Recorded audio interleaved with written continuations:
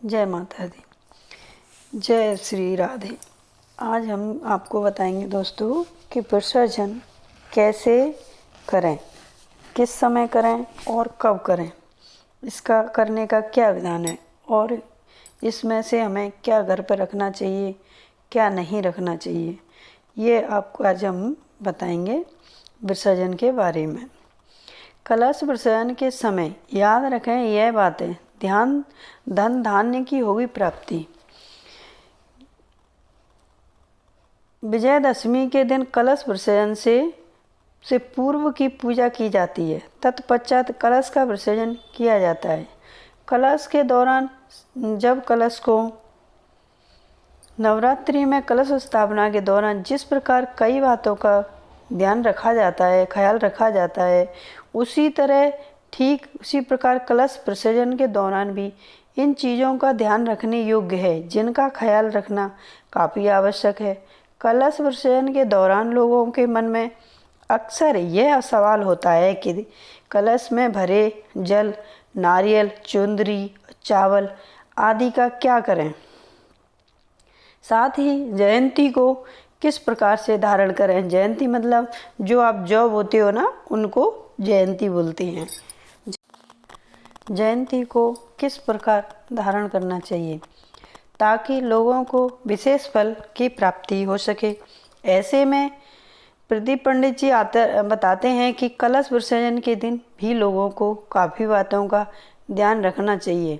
अलग अलग सामग्री का इस्तेमाल करके लोगों इसका लाभ उठाना चाहिए। अक्षत से लेकर चुनरी तक का अलग अलग महत्व होता है और हमें ये बहुत ही ज़्यादा है, बहुत ज़रूरी है कि इस चीज़ों का हम ध्यान रखें। जिस तरह हम नवरात्रि के पहले दिन छोटी छोटी चीज़ों का ध्यान रखते हैं, उसी तरह हमें इन चीज़ों का भी ध्यान रखना चाहिए। तो कि विजयदशमी के दिन कलश विसर्जन से पूर्व उसकी पूजा की जाती है। तत्पश्चात कलश का विसर्जन किया जाता है। कलश विसर्जन के दौरान जब कलश को वहाँ से उठाएं, तब उनके नीचे अक्षत रखे हुए अक्षत को अपनी मुट्ठी में लेकर घर में अलग अलग हिस्सों में छिड़कना चाहिए। कलश में रखे सिक्के को निकालकर माथे से लगाकर अपनी घर की तिजोरी में रख देना चाहिए। इससे धन्य धान्य प्राप्त होती है। कलश में लगे चुनरी को अपने घर की स्त्री को देना चाहिए। स्त्री को उस चुनरी के धारण करने से परम सौभाग्य की प्राप्ति होती है। उन्होंने कहा है कि अलावा कलश के ऊपर रखे नारियल को तोड़कर भी उसका प्रसाद लोगों को वितरित कर देना चाहिए। अगर ना करें तो आप उसको विसर्जन भी कर सकते हैं। जयंती धारण करने में घर के जल का छिड़काव करना चाहिए। कलश के विसर्जन के दौरान जयंती का भी काफ़ी महत्व है। पंडित श्री आचार्य जी ने बताया, जयंती के माता दुर्गा की जटा माना गया है कि कलश विसर्जन के दौरान सबसे पहले जयंती माता को दुर्गा के चरणों में अर्पित करना चाहिए। उसमें से थोड़े से जौ लेकर के माँ दुर्गा को चढ़ा देने चाहिए। फिर उसके बाद कलश को उठाकर जयंती को धारण करने के लिए उसमें से थोड़े से जौ लेकर जयंती लेकर अपने कानों में लगा लेनी चाहिए। अपने घर के जितने भी सदस्य हैं सबको थोड़ा थोड़ा बांट के उनसे कहो कि अपने कानों में रख लें। इस तरीके से माँ दुर्गा के आशीर्वाद मिलता है।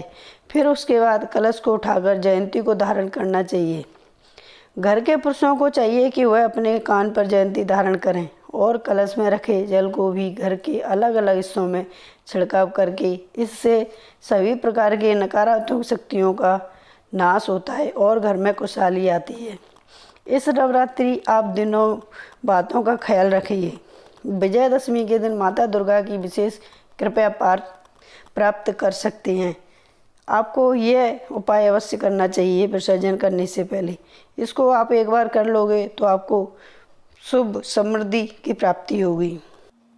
अब दोस्तों हम जानते हैं कि विसर्जन करने का शुभ मुहूर्त क्या है। इस बार चैत्र नवरात्रि का पर्व 9 अप्रैल मंगलवार से शुरू हो चुका है और 17 अप्रैल को इसका समापन होगा। नवरात्रि के दिन अगले दिन यानी दशमी तिथि को ज्वार विसर्जन किए जाते हैं।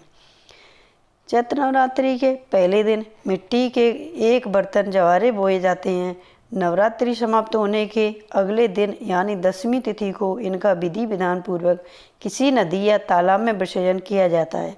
इस बार चैत्र नवरात्रि का समापन 17 अप्रैल को बुधवार को होकर के इसके अगले दिन 18 अप्रैल गुरुवार को जवारों का विसर्जन किया जाएगा। आगे जानते हैं कि विसर्जन का शुभ मुहूर्त क्या है। पंचांग के अनुसार चैत्र मास के शुक्ल पक्ष की 10वीं तिथि 17 अप्रैल बुधवार को है। बुधवार को दोपहर 3:14 से 18 अप्रैल गुरुवार को शाम 5:31 तक रहेगी। 10वीं तिथि का सूर्योदय 18 अप्रैल को होगा, इसलिए इस दिन जवारे विसर्जन किए जाएंगे। इस दिन कई शुभ योग भी बनेंगे। जाने जवारे विसर्जन का मुहूर्त। सुबह 10:51 से दोपहर 12:26 तक पहला मुहूर्त है। दोपहर 12 बजे से 12:51 तक अभिजीत मुहूर्त दूसरा मुहूर्त है। तीसरा मुहूर्त दोपहर 12:26 से 2 बजे तक है। विसर्जन का ये तीसरा मुहूर्त है। दोपहर 2 बजे से 3:35 तक ये चौथा मुहूर्त है। इन 4 मुहूर्तों में अगर आप जवारों का विसर्जन करते हैं तो आपको विधि विधान पूर्वक फल अवश्य प्राप्त होगा।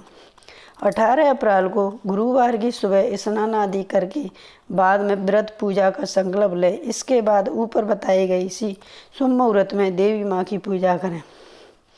सबसे पहले देवी को गंध चावल फूल आदि चढ़ाएं और ये मंत्र बोलें। रूप देई यशो देई भाग्य भगवते देमहि पुत्रान देई धनम देई सर्वान कामश्र देई महिषन देई महामाये चामुंडे मुंडमालिनी आरोग्य वैश्वर्य देई देई नमस्तुते। इस मंत्र का जाप करें और विसर्जन करने से पहले आप ये पूजा करें। जैसे रोज़ पूजा करते हैं उसी तरीके से पूजा करें, फूल फल चढ़ाएं और फिर ये मंत्र का जाप करें। और जाप करने के बाद हे देवी पूजा के बाद ज्वारों की भी पूजा करें। जो आपने बो रखे हैं, जवारे बो रखे हैं, उनकी भी पूजा करें। उनको चावल चढ़ाएं, फूल कुमकुम आदि चीज़ें चढ़ाएं। इन जवारों को मस्तक पर रखकर माता के भजन गाते हुए नदी या तालाब तक लेकर जाएं। ले जाने के बाद किनारे पर खड़े होकर के इस मंत्र का जाप करें। गच्छ गच्छ सर्वश्रेष्ठ स्वस्थ नानम परमेश्वरी पूजा धारण काले नच च पुराण राग मन च। जवारे विसर्जन करने के बाद इस मंत्र के बाद माँ से प्रार्थना करें। जवारे विसर्जन करने के बाद माँ को प्रणाम करें और घर की सुख शांति समृद्धि के लिए प्रार्थना करें। इस प्रकार जवारे विसर्जन करने से आपकी हर इच्छा। जय माता दी, जय माता दी।